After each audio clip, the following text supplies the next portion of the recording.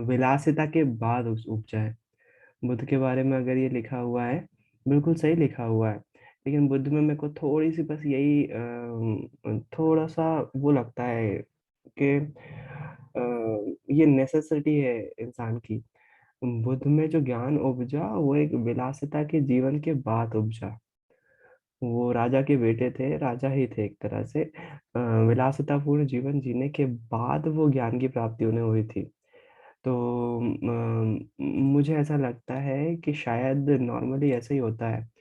आप यदि आपका पेट नहीं भरा हुआ है तो आप भक्ति नहीं कर सकते। वो है ना कहावत, भूखे पेट भजन न होए गोपाला। तो वो सिंपल सी बात है। बुद्ध ने पहले एक बहुत बहुत विलासितापूर्ण जीवन जिया और उसके बाद वो कहीं बुद्ध हुए। उनकी स्टोरी पढ़ोगे आप तो बहुत कुछ पता चलेगा। मैंने ज़्यादा नहीं पढ़ा, मैंने फिर बोल रहा हूँ, मैंने उनके बारे में ज़्यादा नहीं पढ़ा, लेकिन थोड़ा बहुत जितना पढ़ा हुआ है उतना मुझे पता है कि विलासिता के बाद बुद्धि उपजी है ना। तो ठीक है, अपन चैप्टर की शुरुआत कर रहे हैं 6 जय प्रकरण से। ब्लूप्रिंट के अनुसार 3 अंक की वस्तुनिष्ठ आएंगे और 2 अंक का क्वेश्चन आएगा और एक 4 नंबर का क्वेश्चन आएगा, तो चैप्टर इंपॉर्टेंट हो जाता है। 4 अंक का क्वेश्चन आएगा और 2 अंक का क्वेश्चन आएगा। 4 अंक का क्वेश्चन पहले से लगभग लगभग फिक्स है कि किसी न किसी वही गुड मॉर्निंग देना। 4 नंबर का क्वेश्चन पहले से फिक्स है। जो पहली कैटेगरी होगी 4 नंबर के लिए वो ये होगी, या तो वो क्वेश्चन आएगा मानव के पाचन तंत्र से। इसी को हम मानव की आहार नाल भी बोलते हैं। आहार नाल, है ना। पहला क्वेश्चन कॉमन होगा अगर आता है, मनुष्य की आहार नाल का नामांकित चित्र बनाइए, या मनुष्य में पाचन तंत्र को समझाइए। ये पहला क्वेश्चन होगा।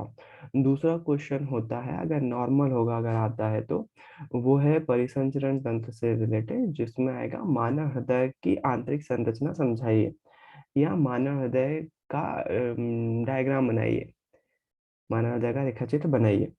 ये दूसरा क्वेश्चन होगा जो कॉमन होगा अगर आता है तो। तीसरा जो है वो है मानव उत्सर्जन तंत्र। मानव उत्सर्जन तंत्र किसे कहते हैं, या डायग्राम से ही समझाइए, या फिर मानव उत्सर्जन तंत्र का डायग्राम बनाइए। 4 नंबर के क्वेश्चन है ये। और एक और क्वेश्चन होगा, अगर कॉमन होगा अगर वो आता है तो, मानव फेफड़ों का नामांकित चित्र बनाते हुए उन्हें समझाइए।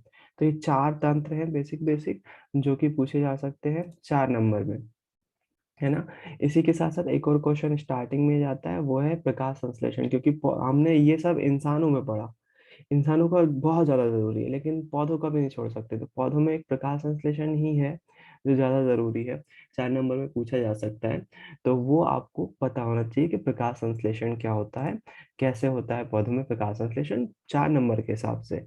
उसमें आपको डायग्राम भी बनाना, डेफिनेशन लिखना पड़ेगी, रिएक्शन लिखना पड़ेगी, प्रक्रिया कैसी होती है 3 चरणों में वो लिखना पड़ेगा, और डायग्राम बनाना पड़ेगा 4 नंबर में अगर आता है तो, है ना। ये हो गया कॉमन से क्वेश्चन हो गए 5 जो बेसिक उस पे होंगे।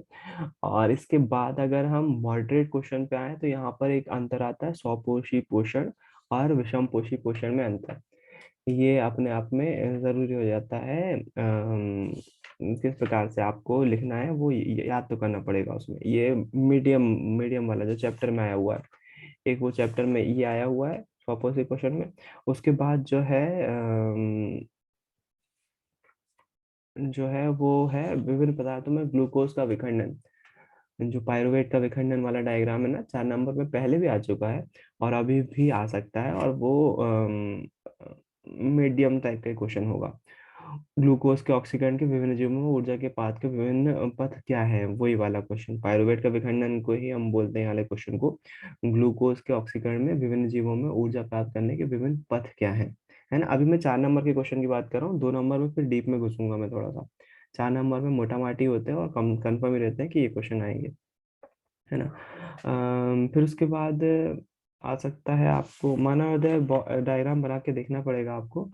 और मानव में दोहरा परिसंचरण तंत्र क्यों पाया जाता है, पहले भी आ चुका है ये क्वेश्चन और फिर से आ सकता है। मनुष्य में दोहरा परिसंचरण तंत्र क्यों पाया जाता है, तो 4 नंबर के हिसाब से यहाँ पर आप देखोगे 5 से 7 टॉपिक निकल कर आ रहे हैं, है ना। और नेफ्रॉन उत्सर्जन में आ जाएगा, नेफ्रॉन किसे कहते हैं और उसकी क्रियाविधि लिखिए। क्वेश्चन। और चैप्टर में कुछ क्वेश्चन है, हमारे शहर में वसा का नहीं, ये वाला 4 नंबर में नहीं आ सकता। वायवी और अवायवी श्वसन में अंतर, तो ये 4 नंबर में क्वेश्चन हो सकता है जो बुक में से आ जाए। उसके बाद जो है मनुष्य में दोहरा परिसंचरण तंत्र में मैंने बोला आपको कि जरूरी है। जाइलम और फ्लोएम में पदार्थों का वहन क्या में क्या अंतर है। अगर इसमें 4 से ज्यादा पॉइंट है तो जरूरी हो जाता है ये याद करना, क्योंकि पौधों से जुड़ा हुआ, मैंने फिर से बोला, पूरा के पूरा चैप्टर 2 पोर्शन में डिवाइडेड है। पौधों के लिए दिया हुआ है और जंतुओं के लिए दिया हुआ है।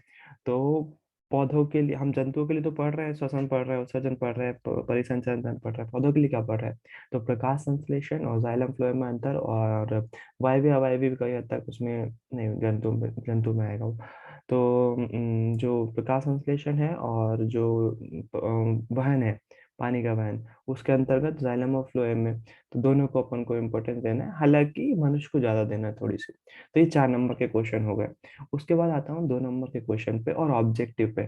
तो उसके लिए मैं कर लेता हूँ बुक, क्योंकि सामने होना जरूरी है बुक का। कशिश आई क्या? नहीं आई?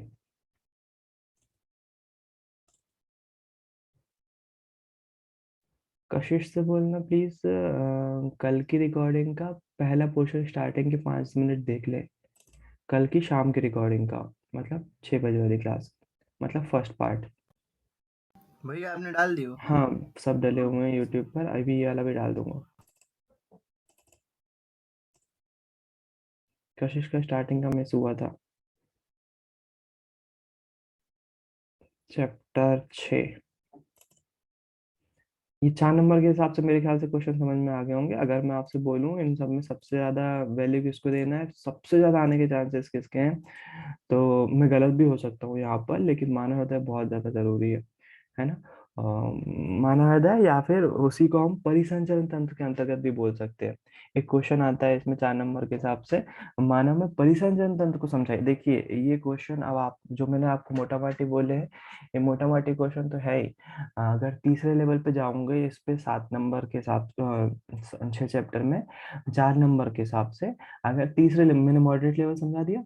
तीसरा लेवल अगर जाओगे तो पहला क्वेश्चन जो होगा वो होगा मनुष्य के फेफड़े किसे कहते हैं, मनुष्य के फेफड़े जो है वो किस प्रकार से अभिकल्पित होते हैं, 4 नंबर में अगर आता है। या फिर मानव श्वसन तंत्र को समझाइए, तो कि ये थोड़ा सा अलग होगा, है ना, और उसमें नहीं आएगा, वो पहले वाले में नहीं आएगा वो। ये तीसरे लेवल का क्वेश्चन है अगर आता है तो। उसके बाद रंध्र 2 नंबर में आ सकता है, इसमें नहीं आ सकता। अम, मनुष्य में पोषण भी आपको फर्स्ट में ही आएगा, ये पता होना चाहिए कहाँ कहाँ से भोजन जाता है, कौन कौन से एंजाइम काम करते हैं। जो तीसरे लेवल का क्वेश्चन होगा वो ये श्वसन वाला तो होगा, जाहिर सी बात है, बुक में नहीं दिया हुआ है। पायरुवेट का विखंडन दिया हुआ है लेकिन वो नहीं दिया हुआ है इसमें। जो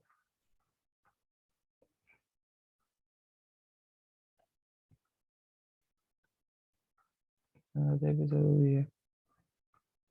अरे यार, एक क्वेश्चन याद आ रहा था मेरे को, मैं भूल गया। हाँ, ये वाला क्वेश्चन, क्या बोलते हैं, मनुष्य में परिवहन समझाइए। मनुष्य में परिवहन समझाइए, या परिवहन के लिए प्रमुख कौन कौन से अंग है वो लिखिए। तो उसमें याद होगा एक क्वेश्चन आता है जिसमें हम देख रहे होते हैं कि परिवहन के प्रमुख अंग है मानव हृदय, रक्त और रक्त वाहिनिकाएं, या फिर धमनी और शिराएं उसके अंतर्गत आता है। धमनी शिरा वाहिनी का एक क्वेश्चन आता है इसमें। तो वो वाला क्वेश्चन जरूरी हो जाता है, हालांकि बुक में है, लेकिन फिर भी आपको जो है वो मॉडरेट लेवल का क्वेश्चन है। और इसके अंतर्गत बाकी तो जाइलम फ्लोएम फिर से आ गया है। नेफ्रॉन की संरचना जो, हाँ, कृत्रिम वक्र या अपोहन बहुत रेयर केस में आ सकता है कि कृत्रिम वक्र क्या होता है। थोड़े से क्वेश्चन घुमाने के लिए, इसमें थोड़े से क्वेश्चन घुमाने के लिए अब बता रहा हूँ 2 नंबर के क्वेश्चन, कैसे कैसे क्वेश्चन घूमेंगे इसमें, और कैसे कैसे छोटे छोटे टॉपिकों को उठाकर पूछ लिया जाता है, जिसके लिए आपको बेसिक क्लियर होना चाहिए, है ना। तो वो चीज देखो, मैं सारे क्वेश्चन टीचर की नजर से पूरे जो जिस एक ही टीचर ने बनाए होंगे, क्योंकि पेपर एक ही टीचर का पेपर आता है, तो मैं उसकी तरह सोच तो नहीं पाऊंगा, उसको बता तो नहीं पाऊंगा कि उसने क्या सोचा है। लेकिन मैं यही बता सकता हूँ कि टीचर किस नज़र से देखता है क्वेश्चन, किस नज़र से बनाता है। तो सबसे पहले आपको जो है यहाँ पर पता होना चाहिए, एक क्वेश्चन आता है कॉमन सा 2 नंबर का, कैसे पता करोगे वो सजीव है कि निर्जीव, जीव सजीव है कि निर्जीव। तो इसी में आता है वो क्वेश्चन। इसी क्वेश्चन के बाद ये कोई वस्तु सजीव है, इसका निर्धारण के लिए आप किस मापदंड का उपयोग करोगे। तो ये क्वेश्चन कॉपी में लिखा हुआ है, आपको पता होना चाहिए किन मापदंडों का उपयोग करेंगे हम, है ना। वैसे जो है हम श्वसन पाचन उत्सर्जन को देखेंगे और उसमें वृद्धि हो रही है कि नहीं, गति हो रही है कि नहीं। गति और वृद्धि, इसको अगर टॉपर का आंसर होगा तो वो इस प्रकार से होगा। किसी कोई वस्तु सजीव है, इसके निर्धारण के लिए हम सर्वप्रथम उसमें देखेंगे कि उसमें गति और वृद्धि हो रही है कि नहीं। और इसी के साथ साथ हम उसमें किसी जैविक शरीर में होने वाले यथार्थ प्रक्रम जैसे श्वसन, उत्सर्जन और परिवहन को भी ध्यान में रखेंगे कि ये हो रहे हैं या नहीं, है ना। तो आप लिखो गति और वृद्धि हो रही है कि नहीं, ये भी जरूरी है। इसके साथ साथ हम ये भी देख सकते हैं श्वसन, उत्सर्जन, परिवहन हो रहा है कि नहीं। अगर ये हो रहा है तो वस्तु जो है वो सजीव होगी।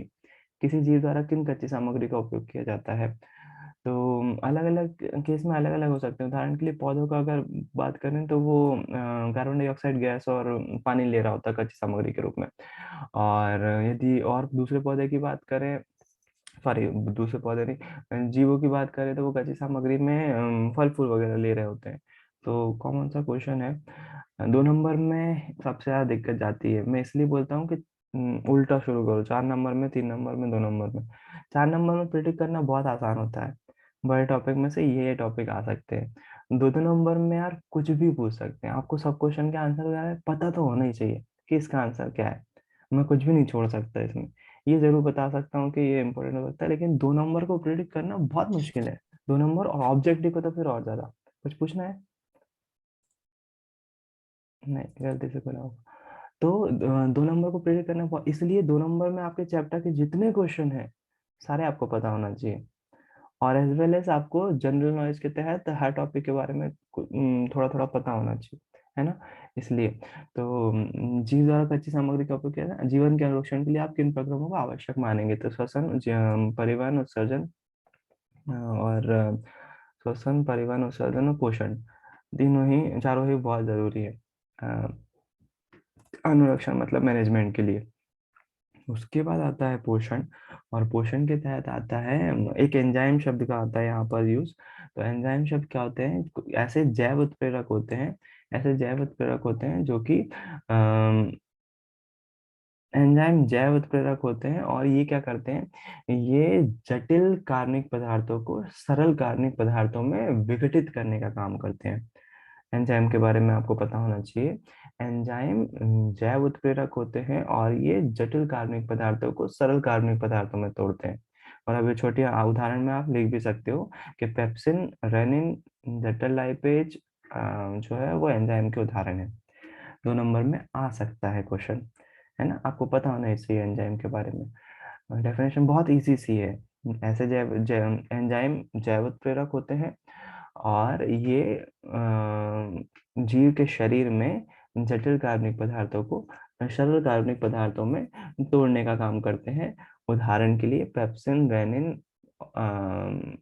जटिल लाइपेज और और अगर पौधे में लिखना चाहो तो ऑक्सिन और साइटोकाइनिन।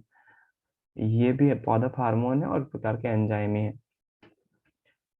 वैसे नहीं लिखना चाहिए, हार्मोन में आएगा वो। एंजाइम में यही आपको लिखवाया तो वही याद रखो ना। और अलग से लिखवा दी, और जो प्रश्न बैंक आया है उसमें बहुत बार आया है वो एंजाइमों के कौन कौन से नाम है, कहाँ पाए जाते हैं और क्या काम करते हैं। इसलिए एंजाइम जरूरी हो जाता है। उसके बाद आता है स्वपोषी पोषण, जिसके अंतर्गत आता है प्रकाश संश्लेषण। तो इसको पढ़ने की जरूरत नहीं है।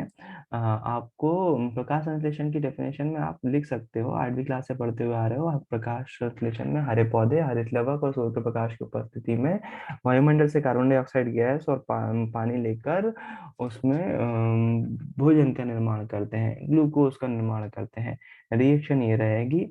अनफॉर्चुनेटली इसको जो है वो आपको याद करना होगा, रटना होगा, क्योंकि ये 6 वाले याद नहीं रहते हैं।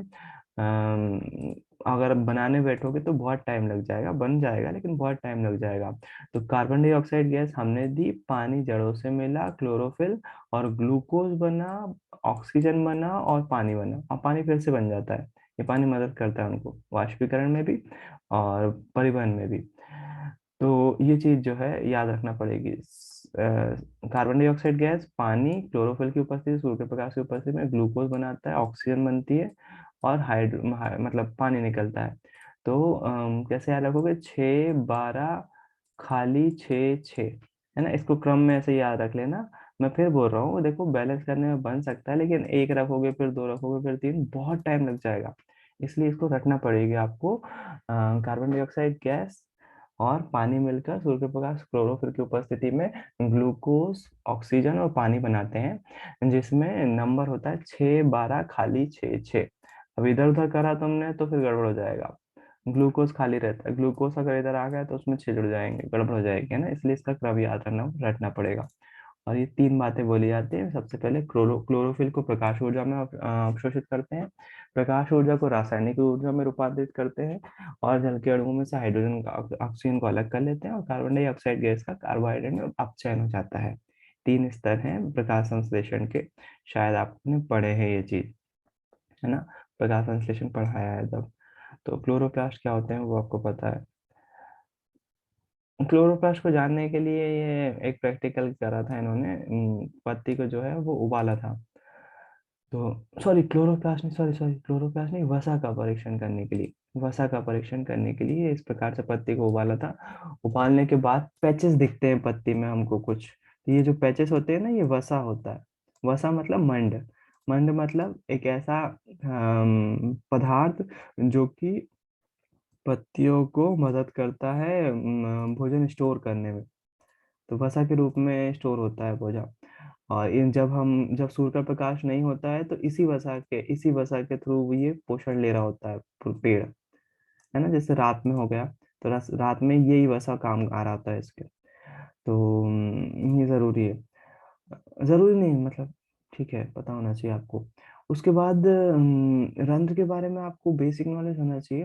रंध्र जो है वो गैसों का आदान प्रदान करते हैं। दो महत्वपूर्ण काम करते हैं रंध्र। पहला, गैसों का आदान प्रदान करते हैं, ऑक्सीजन को छोड़ते हैं, कार्बन डाइऑक्साइड गैस वापस लेते हैं। पहला रंध्र का काम हो गया। दूसरा रंध्र का काम है वाष्पोत्सर्जन, कर्षण उत्पन्न करना। वाष्पोत्सर्जन मतलब कि जो पौधे का पानी होता है वो वाष्पीकृत होता है, जिसके कारण से जड़ों में से पानी नीचे जाइलम के थ्रू ऊपर की तरफ बढ़ता है, और साथ साथ ले जाता है पोषक तत्वों को, है ना। तो वो आपको दो रंध्र के क्या काम है वो पता होना चाहिए, और मेरे ख्याल से आपको डायग्राम भी बनाना आना चाहिए। रंध्र क्षेत्र के बारे में इसी पे लिखा हुआ है, एक बार पढ़ना बनता है, एक बार पढ़ लेते हैं अभी। हम अध्ययन करते हैं कि पौधे कार्बन डाइऑक्साइड गैस कैसे प्राप्त करते हैं। 9th में हम रंध्र की चर्चा कर चुके हैं। जो पत्ती सतह पर सूक्ष्म छिद्र होते हैं, पत्ती की सतह पर सूक्ष्म छिद्र होते हैं, रंध्र और कुछ नहीं है, पत्ती की सतह पर सूक्ष्म छिद्र है। प्रकाश संश्लेषण के लिए गैसों का अधिकांश आदान प्रदान इन्हीं छिद्रों के द्वारा होता है। लेकिन यह भी जानना आवश्यक है कि गैसों का आदान प्रदान तने, जड़ और पत्तियों की सतह से भी होता है। इन रंध्रों को पर्याप्त मात्रा में जल की हानि भी होती है, अतः प्रकाश संश्लेषण के लिए कार्बन डाइऑक्साइड गैस की आवश्यकता नहीं होती, तथा तब पौधा इन छिद्रों को बंद कर लेता है। छिद्रों का खुलना और बंद होना द्वार कोशिकाओं का एक कार्य है। द्वार कोशिकाओं में जब दल अंदर की तरफ जाता है तो वो फूल जाती है और रंध्र का छिद्र खुल जाता है। इसी तरह जब द्वार कोशिकाएं सिकुड़ती हैं तो छिद्र बंद हो जाता है। तो वैसे क्वेश्चन कॉमन है कौन सा, रंध्र के कार्य लिखिए। रंध्र किसे कहते हैं, आज तक आया नहीं है, लेकिन आपको पता होना चाहिए। रंध्र पत्तियों की सतह पर सूक्ष्म छिद्र होते हैं और द्वार कोशिकाओं द्वारा नियंत्रित होते हैं। जब पानी भरा जाता है इन रंध्रों में तो द्वार कोशिकाएं फूल जाती हैं और रंध्र बंद हो जाता है। जल अंदर चला जाता है, द्वार कोशिका फूल जाती है और रंध्र का छेद खुल जाता है, सॉरी। पानी भर जाता है तो रंध्र का छेद खुल जाता है। और जब द्वार कोशिकाओं से पानी बाहर आ जाता है तो कोशिकाएं सिकुड़ जाती हैं, और रंध्र जो है वो बंद हो जाता है। तो रंध्र का खुलना और बंद होना द्वार कोशिकाओं पर डिपेंड करता है ना। तो ये पता होना चाहिए आपको। हरित लवक भी देखो रंध्र में ही उपस्थित है। ये रंध्र के बारे में बेसिक जानकारी हो गई। तीसरे लेवल पे है अभी अपन, है ना। पहले दूसरा लेवल मैंने बता दिया है। बड़े मार्क के लिए। छोटे मार्क के लिए प्रेडिक्ट करना थोड़ा सा मुश्किल होता है, आप भी समझ सकते हो। एक क्वेश्चन रह गया, छोटे हाथ में पोषण किस प्रकार से होता है, तो वो जरूरी हो जाता है 2 मार्क के क्वेश्चन में। उसके बाद विषमपोषी पोषण लिखा हुआ है। हाँ, अमीबा में अमीबा किस प्रकार से अपना भोजन ग्रहण करता है, तो ये बहुत कॉमन क्वेश्चन होगा 2 नंबर में अगर आता है तो। ये डायग्राम बनाना पड़ेगा। अमीबा का कोई भी शेप नहीं होता है पर्टिकुलरली, आड़ा टेढ़ा होता है अमीबा अमीबा। तो पहले डायग्राम में आप कैसा भी आड़ा टेढ़ा क्षेत्र बनाओ, बीच में केंद्रक जरूर दिखाओगे बस। बीच में केंद्रक जरूरी होता है, और आजू बाजू dot dot dot dot dot dot ऐसे दिखा दो। ये अमीबा है। दूसरे डायग्राम में अमीबा को जो है वो आप ऐसा बनाओगे, और यहाँ पर खाने का क्षेत्र ये दिखा दो, खाने का कण, है ना। फिर उसके बाद जो है आप देखोगे तीसरे चरण में ये इसके साइड आएगा। केंद्रक जरूर बनाना, मैंने मिस करा है ना, अभी आप नहीं करोगे मिस। इसके आजू बाजू हो जाएगा, खाद्य कण के आजू बाजू हो जाएगा, केंद्रक यहाँ पर रहेगा। और धीरे धीरे इसके आजू बाजू जो है चौथे लेवल पे वो लगभग लगभग बंद हो जाएगा, नीचे दिया हुआ है। ये बंद हो जाएगा और इसको अंदर से करके खा लेगा। इस विधि को बोलते हैं पिनोसाइटोसिस। अमीबा अगर आता है तो लिखने वैसे अगर आएगा तो किस प्रकार से भोजन प्राप्त करता है, थोड़ा सा लिख सकते हो 2 नंबर में वैसे। हाँ, लिखना चाहिए आपको। अगर डायग्राम पूछा है तो डायग्राम बना दोगे, और थोड़ा सा तो लिखना चाहिए 1 लाइन में, है ना। आप चाहो तो इसकी विधि का नाम भी लिख सकते हो। इसमें जो भोजन ग्रहण की विधि है उसको बोलते हैं पिनोसाइटोसिस। पिनोसाइटोसिस मैं पहले ही बोल चुका हूँ, आपको पता होना चाहिए पिनोसाइटोसिस। पहले बहुत कॉमन क्वेश्चन था पुरानी बुक में ये। अमीबा में भोजन अंतरण की विधि का नाम बताओ। पिनोसाइटोसिस के द्वारा इसमें भोजन ग्रहण किया जाता है। उसके बाद यदि हम बात करें, यहाँ ये लिखा हुआ, अमीबा कोशिकी सतह से अंगुली जैसे अस्थायी प्रवर्त की मदद से भोजन ग्रहण करता है। ये प्रवर्त भोजन के कणों को घेर लेते हैं, संगलित होकर खाद्य रिक्तिका बनाते हैं। खाद्य रिक्तिका के अंदर जटिल पदार्थों का विघटन सरल पदार्थ में किया जाता है और कोशिका द्रव तक विसर्जित हो जाते हैं। पचा हुआ अपच पदार्थ का कोशिका की सतह से ये अगर 3 नंबर में क्वेश्चन आता होता ना इस चैप्टर में, तो ये बहुत आइडियल क्वेश्चन होता है कि अमीबा में भोजन कैसे होता है। वही लिखा हुआ है, उन्होंने कुछ नहीं लिखा हुआ है। कोशिकीय सतह पे प्रवर्ध होते हैं, वो प्रवर्ध की मदद से भोजन के कणों को घेर लेते हैं वो प्रवर्ध, और खाद्य रिक्तिका बनाते हैं। खाद्य रिक्तिका मतलब ये खाली स्थान, खाद्य रिक्तिका खाने के आजू बाजू रिक्त स्थान बनता है। और फिर उसके बाद धीरे धीरे उस खाद्य कण को जो है एंजाइम के द्वारा पाचित जटिल कार्बनिक पदार्थों को सरल कार्बनिक पदार्थों में तोड़ लिया जाता है, और फिर वो जो सरल पदार्थ रहते हैं वो कोशिका द्रव्य में विस्तृत हो जाते हैं, क्योंकि कोशिका द्रव्य ही तो मेन है उसका, पूरी बॉडी उसी से बनी हुई है। बचा हुआ पदार्थ अपच पदार्थ पदार्थ की कोशिका की सतह की ओर गति करता है और शरीर से बाहर निष्कासित कर दिया जाता है। मतलब शरीर से ही बाहर जो अपशिष्ट होगा, कोशिका द्रव्य में घुल गया जो भोजन भोजन की ऊर्जा दी थी, और जो बचा हुआ था उसको बाहर कर दिया जाता है। तो ये भी सही है। उसके बाद मनुष्य में पाचन तंत्र आता है, और यहाँ पर एंजाइम आते हैं। मैं फिर बोल रहा हूँ, आपके पास लिखे हुए हैं सारे एंजाइम, कौन सा एंजाइम कहाँ से निकलता है और क्या काम करता है, एक बार देखना बनता है, बहुत इंपॉर्टेंट है वो चीज। उसके बाद आता है एक छोटा सा क्वेश्चन 2 नंबर में, कि छोटी आंत में पाचन किस प्रकार से होता है दर्शाइए। छोटी आंत में पाचन किस प्रकार से होता है बताइए। छोटी आंत को किस प्रकार से अभिकल्पित किया गया है पाचन के लिए, तो वो आपको पता होना चाहिए, इंपॉर्टेंट क्वेश्चन है। उसके बाद दंत चरण किसे कहते हैं, बेसिक सा क्वेश्चन है, इनेमल का हट जाना, है ना। इनेमल तथा डेंटिन का धीरे धीरे हट जाना, दंत चरण या दंत इनेमल या डेंटिन की संरचना मधुकरण के कारण होता है। इसका प्रारंभ होता है जब जीवाणु शर्करा पर क्रिया करके अम्ल आते हैं, तब इनेमल मृदु या विखनिजीकृत हो जाता है। आप केवल मृदु याद रखना, मधु मतलब ढीला पड़ जाता है, वो परत धीरे धीरे कम हो जाती है। अनेक जीवाणु कोशिका खाद्य कणों के साथ मिलकर अगर चिपक कर दंत प्लाक बना लेते हैं। प्लाक दांत को ढक लेता है, इसलिए लार अम्ल को उदासीन करने के लिए दंत सतह तक नहीं पहुंच पाती। तो नॉर्मली हम अगर खाद्य कण होते हैं तो वो मतलब एक तरह से वो खाद्य कण जो है वो शर्करा का रूप होते हैं, तो वो बैक्टीरिया शर्करा पर जमकर क्या बना लेते हैं, अम्ल बना लेते हैं, और वो अम्ल के कारण से डेंटिन और इनेमल की परत हट जाती है, और उसके कारण से प्लांक बन जाता, दंत प्लांक बन जाता है। प्लांक की परत दांतों के ऊपर जमा हो जाती है, और वो जब परत जम जाती है तो हमारे जो एंजाइम होता है वो अम्ल को अपघटित नहीं कर पाता। जो लार निकलती है ना, लार लार जो है वो अम्ल को अपघटित नहीं कर पाती है, और वो फिर आपको सेंसिटिविटी होती रहती है, सूक्ष्म जीव बनता जाएगा। और वो सूक्ष्म जीव के कारण से आपके दांत सेंसिटिव हो जाएंगे। इसलिए भोजन उपरांत दांतों को ब्रश करना जरूरी है, वो प्लाक को हटा देता है। और अगर चले जाते हैं सूक्ष्म जीव दांतों के अंदर, तो फिर हमको जलन और संक्रमण हो सकता है, जिसको आप सेंसिटिविटी के नाम, सेंसिटिविटी पहला चरण है, धीरे धीरे साधा सड़ने लगेगा।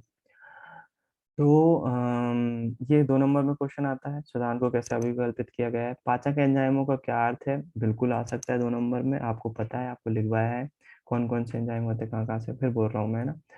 आमाशय में अम्ल की भूमिका क्या है, तो आप सभी को पता है, हमारे पेट में अम्ल निकलता है, वो जीवाणु को मार रहा होता है और भोजन को सड़ने से बचाता है ना। उसके बाद श्वसन के बारे में ये बेसिक होगा, अगर कुछ ये प्रैक्टिकल लिखा हुआ है डायग्राम तो आपको पता ही होना चाहिए, कौन सा, चूने पानी को दूधिया करने का। तो चूने पानी का फॉर्मूला CaOH का होल ट्वाइस कैल्शियम हाइड्रोक्साइड, उसमें CO2 मिलाएंगे तो कैल्शियम कार्बोनेट बनता है। सिंपल सा प्रैक्टिकल है, हो सकता हो पूछ ले, क्या भरोसा है, बेसिक क्वेश्चन है, साइंस में तो भाई साहब ऐसे ही होगा, आप कुछ नहीं कर सकते। एक आध दो क्वेश्चन, मैंने बोला ना हर चैप्टर में एक क्वेश्चन ऐसा रहेगा जो घुमा फिरा के आएगा, तो वो तभी बनेगा आपने आपसे जब आपने पढ़ा होगा, उसी का रिवीजन जैसा करवा रहा हूँ मैं। उसके बाद पायरुवेट का विखंडन आता ही है। तो ग्लूकोज 6 कार्बन अणु रहता है, कोशिका द्रव में पायरुवेट में कन्वर्ट हो जाता है, जो कि 3 वायु में अणु रहते हैं और ऊर्जा रहती है। फिर उसके बाद पायरुवेट का विखंडन 3 तरह से होता है। ऑक्सीजन की अनुपस्थिति में ईस्ट में होता है, ऑब्जेक्टिव बना है, इथेनॉल और कार्बन डाइऑक्साइड गैस बनती है। उसके बाद जो है ऑक्सीजन के अभाव में होता है हमारी पेशी कोशिकाओं में, और बनता है लैक्टिक अम्ल और ऊर्जा। और पायरुवेट का विखंडन ऑक्सीजन की उपस्थिति में भी होता है, जिसको जो माइटोकॉन्ड्रिया में होता है, कार्बन डाइऑक्साइड गैस और जल और ऊर्जा बनाते हैं।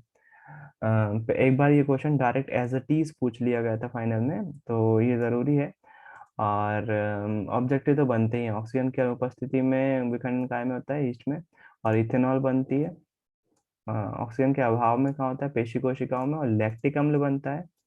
ऑक्सीजन की उपस्थिति में माइटोकॉन्ड्रिया में होता है, कार्बन डाइऑक्साइड गैस बनती है ना। तो कोई बच्चे बाद में आए अभी, नैना के बाद। हाँ भैया। गुड मॉर्निंग आशिका, जय गुरुदेव, गुड मॉर्निंग जय, एंड गुड मॉर्निंग पूजा। उसके बाद आता है ऑब्जेक्टिव में ATP, एडिनोसिन ट्राइफॉस्फेट होता है, और इसी के रूप में संचित की जाती है हमारी जो ऊर्जा, सॉरी, कोशिका का ऊर्जागार होता है माइटोकॉन्ड्रिया, और उसमें ऊर्जा जो होती है वो ATP के रूप में संचित की जाती है ना। और ATP जो है वो अंतरोष्मी एंडोथर्मिक क्रियाओं का परिचालन करती है, ऊष्माक्षेपी अभिक्रियाओं का परिचालन करती है। ऊष्माक्षेपी अभिक्रिया है श्वसन, आपको पता है। और जो ये ATP टूटता है ना, तो फिर ऊष्मा निकल रही है, तो ऊष्मा रिलीज हो रही है, मतलब ऊष्माक्षेपी अभिक्रिया है, जाहिर सी बात है। यहाँ पर ये क्वेश्चन बहुत टफ हो जाएगा अगर आता है कि एक एटीपी में कितनी ऊर्जा निकलती है। नहीं लगता मुझे कि वो आएगा। और वायवीय और वायवीय श्वसन ऑक्सीजन पर निर्भर करता है, तो वायवीय और अवायवीय श्वसन में अंतर मैं पहले ही बोल चुका हूँ, जरूरी है आपको पता होना चाहिए इस चैप्टर में। हम्म,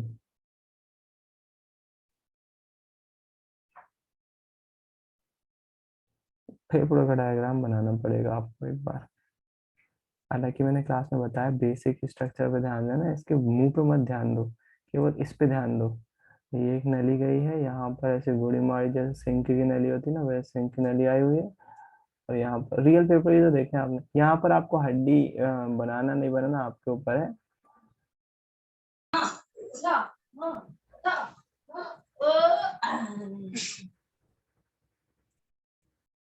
तो ये चीज आपको ये वाली हड्डी चाहो तो आप एक साइड के बना सकते हो, दूसरी साइड गोपिका दिखाने के लिए ऐसा बड़ा करके बताना चाहिए, प्रैक्टिस करना पड़ेगी इसकी एक बार, है ना।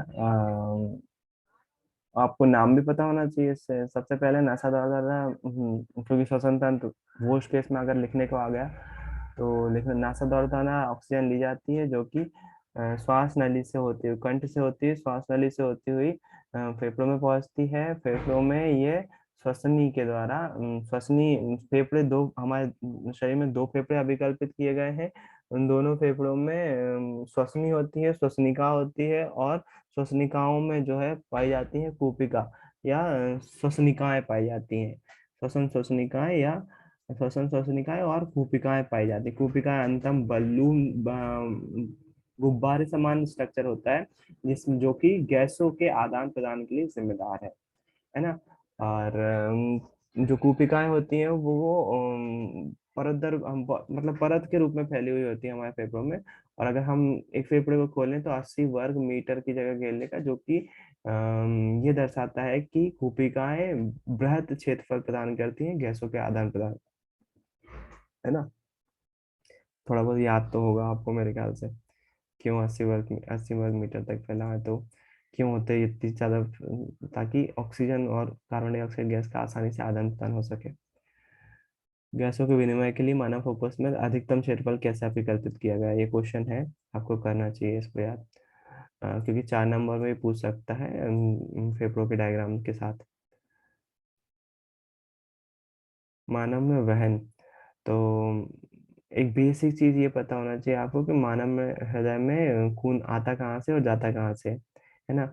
यहाँ से प्रवेश करता है, रेड खून दिख रहा है ना, तो यहाँ से प्रवेश करता है, यहाँ से आकर फिर यहाँ से निकल जाता है।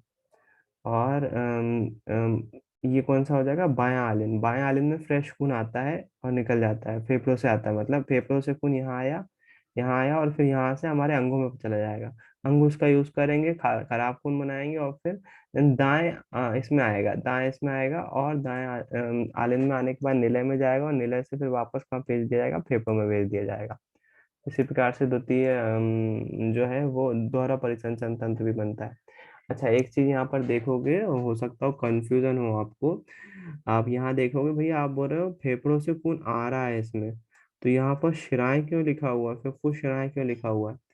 तो यहाँ पर एक बात, और ऐसी इसी यहाँ पर भी देखोगे आप, कोशिका ने जब यूज कर लिया तो यहाँ से आ रहा है, तो यहाँ पर निचले हिस्से की महाशिरा, यहाँ तो सही लिखा हुआ महाशिरा, शिरा मतलब जाहिर सी बात है महाशिरा से आ रहा है, तो ये तो ठीक है। लेकिन आप ये बताओ, मैं ये चीज ये भी सही है, यहाँ से जा रहा है तो इसको महाधमनी बोल रहे हैं, धमनी में शुद्ध खून होता है।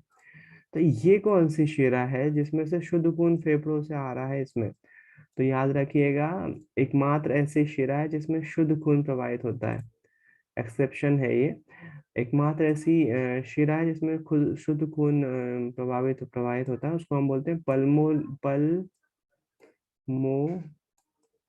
पल्मोनरी शिरा। पल्मोनरी शिरा,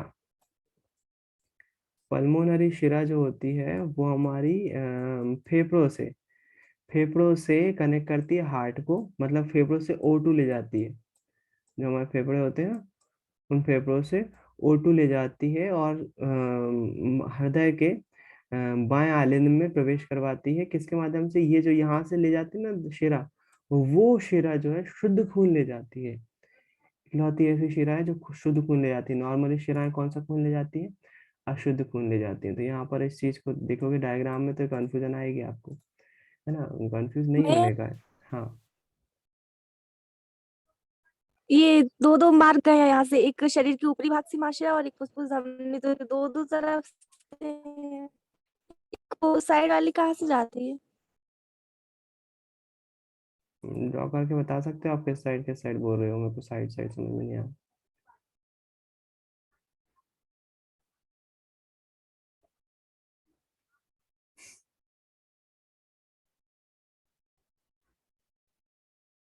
भैया मैं ये बोल रही हूँ, ये है ना शरीर के ऊपरी भाग पे महाशिरा, ये वाली, और ये वो फुसफुस धमनी।